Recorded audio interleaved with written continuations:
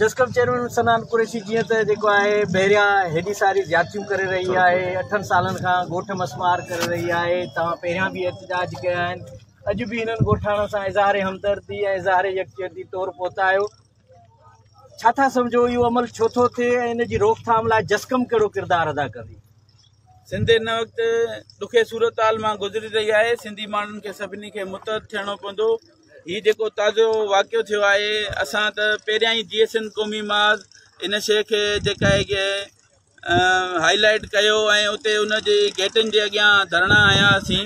त असां अवल ई चऊं पिया त सिंधी माण्हुनि खे अक़लियत में तब्दील करण जी साज़िश थी रही आहे। असां हिन महिल ताईं असां उन शइ खे जेका आहे जेको सॼी सिंध में केॾी महिल बैरिया टाउन जे नाले ते, केॾी महिल ॿियनि मुख़्तलिफ़ नालनि ते सिंध में जेको आहे सोसाइटियूं ठाहे करे सिंधी माण्हुनि जी ज़मीनुनि ते कब्ज़ो कयो थो वञे।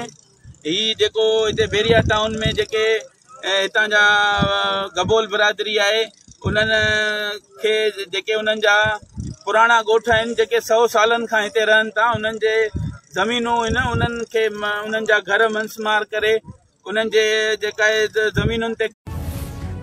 जस्कम चेयरमैन सनान खान कुरैशी बैरिया टाउन जे वलार सबब गडाव जे मुतासिर ॻोठनि में पहुची वियो। सनान कुरैशी चयो आहे त धरती धड़नि जी हिफ़ाज़त कंदासीं, मलीर जे मारूआड़नि खे अकेलो न छॾियो वेंदो। बैरिया टाउन इंतज़ामिया ॻोठनि ते कब्ज़ा ख़त्म न कया त सिंध सरापा एहतजाज बणिजी वेंदी। बैरिया टाउन जे ॻोठनि ते चढ़ाई ख़िलाफ़ मलीर में इंडिजेंस अलायंस आई पासे वांखे ॿुधाईंदा हलूं त जस्कम जे चेयरमैन सनान खान कुरैशी चयो आहे त बहिरिया टाउन रिथा खे सिंध वासियुनि खे अक़लियत में तब्दील करण जी साज़िश करार ॾींदे चयो आहे त सिंध जी तहज़ीब जी अहञाण ॻोठ डाहण जे साज़िश खे हर सूरत में नाकाम बणायो वेंदो। मलीर में मुतासिर ॻोठाणनि खे ख़िताब कंदे जस्कम सरबराह जो चवणो त बहिरिया टाउन जे ज़ुल्मनि जो शिकार थियल ॻोठनि नूर मोहम्मद गबोल ॻोठ, हादी बख्श ॻोठ ऐं ॿियनि ॻोठनि जे मुतासिर रहवासियुनि खे अकेलो न छॾियो वेंदो। ख़िताब कंदे सनान खान कुरैशी चयो त बहिरिया टाउन बाबति संदन शुरूआती ॾींहनि खां मौक़िफ़ रहियो आहे त हीउ मनसूबो सिंध दुश्मन आहे। हुन चयो त बहिरिया टाउन रिथा हितां जे हज़ारे वरे अगाटनि ॻोठनि खे मसमार करे धरती धड़नि खे बेघर करण जी साज़िश आहे।